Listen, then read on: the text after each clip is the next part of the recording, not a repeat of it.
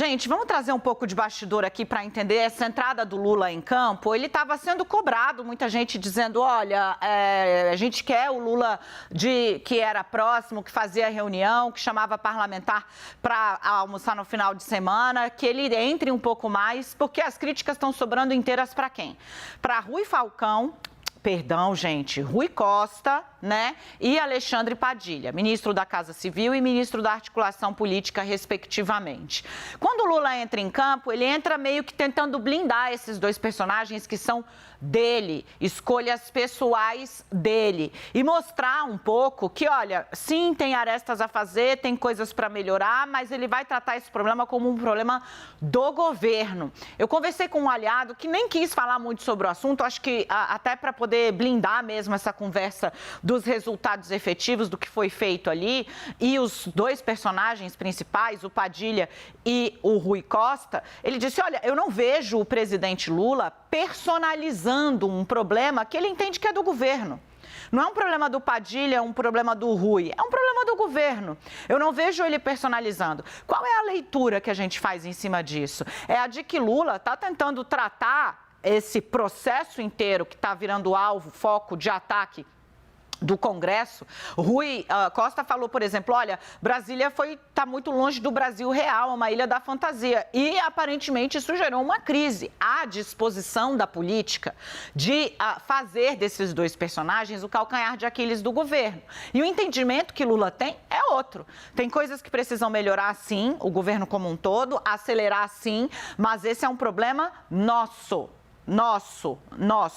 A ver quanto tempo dura a disposição do presidente da República de, entrando mais nessa seara, conferir certa musculatura aos dois personagens que ele escolheu para ficarem ao lado dele o tempo inteiro, despachando diariamente a respeito dos rumos, não só da disputa política, mas também, claro, do país, né? A ideia era que o Rui Costa fosse um grande tocador de obras, né? Fosse ali o cara responsável pela aceleração de projetos de infraestrutura, que vão mexer na economia, e o zoom da política está tirando um pouco a atenção, o foco dessa missão inicial desse assunto. O fato é que o Congresso sentiu o cheiro de sangue e o Lula está tentando dar uma organizada, limpar, diluir um pouco isso para tirar ali os dois personagens do foco e tratar como algo a ser discutido pelo governo como um todo, uma questão de governo e não de pessoas. Vem para cá, Leandro Rezende, vem para cá.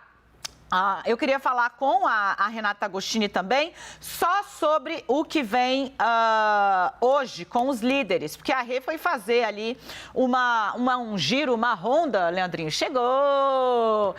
Gente, ele me abandonou na sexta-feira, eu tratei ele muito mal quando ele chegou aqui, entendeu? E assim continuarei fazendo. Não quero, vou falar com a Renata. Tá. Oi, princesa, tudo bem? Oi, bom dia. Boa tarde. Então, temos um tratante aqui, né? Ninguém liga. Tudo bem. Renata, hoje você foi fazer um giro conversando com líderes de partidos para entender exatamente qual é a expectativa deles para essa reunião com o Lula, a primeira de seu tempo, digamos assim, né? Hoje, às 17 horas, no Palácio do Planalto. O que o Lula está disposto a acenar e o que eles estão dispostos a entregar nesse momento? Ou está todo mundo medindo o adversário, aquela coisa de foto, assim, do UFC? Conta um pouco. Coisa de foto deve ser uma imagem maravilhosa. Acho que a imagem que eles querem passar é menos disso, mas nos bastidores a ideia é um pouco essa sim. Por quê? Bem, eu conversei com duas lideranças do Centrão e as duas foram numa linha que eu achei muito interessante, de um pouco. Não dá pra gente chegar com uma pauta se a gente ainda não sabe o que Lula vai apresentar. Como essa é digamos, uma estreia desse tipo de relação, gente, aí você pode estar ouvindo isso falando, como assim, né? Lula é um político altamente experimentado, se a gente for reunir esses líderes da Câmara dos Deputados, não tem nenhum neófito na política também, mas nessa legislatura, em Lula 3, é um primeiro gesto de aproximação mais enfático que Lula faz. Nesse caso, eu ouvi, primeiro, a gente precisa escutar o que Lula tem a dizer, ver o quanto de espaço ele vai dar para para que esse tipo de encaminhamento seja feito do outro lado. E, Dani, uma dessas lideranças que eu conversei, que falou assim de forma mais aberta, digamos, ele disse, olha, ninguém vai chegar numa reunião com muitos interlocutores, não sendo uma reunião individual, e encaminhar muitos pleitos específicos de cada bancada. Uma reunião assim mais ampla, ela é justamente para ser uma aproximação e escutar o lado que está chamando. Encaminhamento de pleitos específicos de cada partido, isso acaba sendo a partir dessa primeira reunião, algo que se faz um pouco mais à frente no entendimento, né, desse líder a partir do clima que se colocar ali. Muito claro ficou para mim que a disposição a priori é seguir numa linha que eles já vinham apontando de que tem espaço, sim, de convergência, a depender da pauta que o Planalto queira tocar. Pautas que sejam diretamente um confronto com as ideias que esse Congresso defendeu na legislatura passada, né? Eles gostam muito de lembrar daquele episódio do saneamento recente, que Lula tentou desfazer o que o Congresso há pouco tinha feito por meio de decreto, ou ainda pautas muito identificadas com a esquerda, vão encontrar um terreno mais difícil no Congresso. Agora, Dani, você, muito experiente, muito mais experiente que eu, né? Porque está muito mais tempo trabalhando do que eu estou. Cara, eu tô cercada de inimigos por todos os lados. É o tratante que some, entendeu? Plena sexta-feira. A outra que vem aqui me atacar publicamente, sendo que Brasil, ela é mais velha do que eu. Ela é mais velha do que eu. Renata, ó. Isso é etarismo. Ó.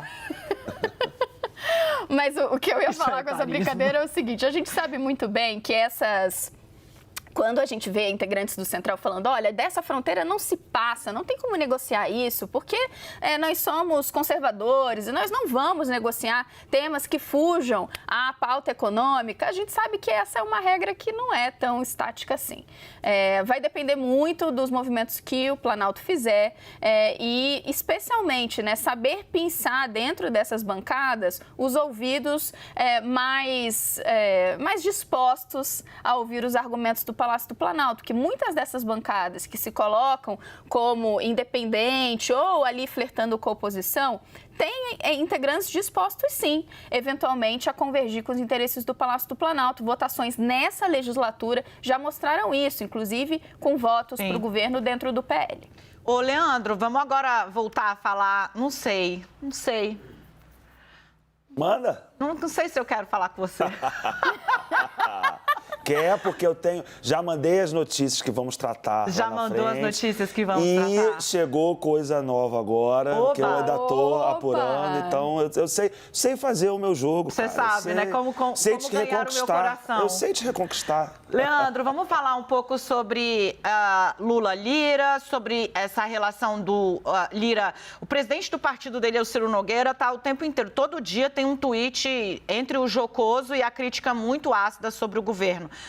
Tem também ali o fato de que o próprio Lira fez uma aliança com partidos da base do governo para formar o maior bloco da Câmara. É uma relação cheia de nuances, eu diria até quase um pouco dúbia, né? Exatamente essa posição de mão que afaga e muitas vezes a mão que lança ali a crítica. Eu queria que você trouxesse para a gente como é que está o desenho geral, como é que o próprio Congresso está analisando essa relação. Dani, boa tarde para você. É um prazer estar de volta depois da minha sagrada folga, depois de muito tempo consegui articular e consegui tirar. E boa tarde para a Renata, para todo mundo que está com a gente aqui no 360. É uma relação, né, do Lula com o Arthur Lira que, enfim, se o governo Lula teve duas vitórias importantíssimas no Congresso, na Câmara, pelo menos nesse ano, se deve um pouco ao Lira. Isso é o que eu escuto de deputados que integram ali o Centrão e gente do próprio governo, do próprio PT. E estou citando aqui as vitórias do Marco Fiscal,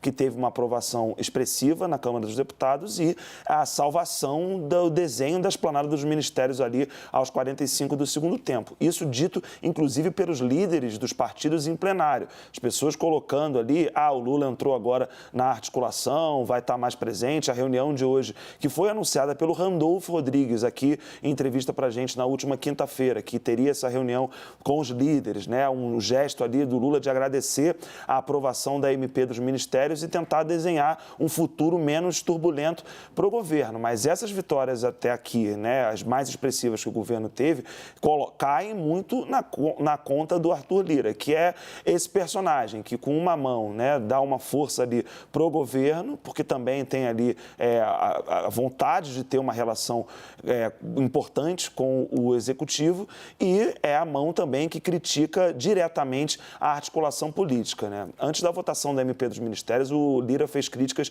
muito graves à articulação do governo. Disse que se a Câmara não aprovasse aquela medida provisória, não seria por culpa da Câmara, mas sim especificamente da inabilidade do governo em conduzir melhor a sua articulação política. O que o dia de hoje está mostrando é que o governo sentiu o golpe, né, lá na quarta-feira, quando precisou correr para salvar essa medida provisória, e está tentando construir um caminho diferente. O que eu escutei de partidos, de líderes que vão estar com o Lula hoje, sobretudo de um deles, né, que está acompanhando isso do lado do Lira sempre e que vai hoje se encontrar com o presidente da República, é que o governo precisa girar mais rápido. Eles reclamam aquela coisa, né, de um ministro vai para determinado estado e não avisa os parlamentares daquele estado. Isso é uma coisa básica, mas que é motivo de reclamação dos parlamentares. E uma queixa que eu ouvi na semana passada e voltei a ouvir hoje é o fato de alguns ministros da esplanada não terem autonomia suficiente para poder despachar com os parlamentares. Fica tudo muito concentrado ali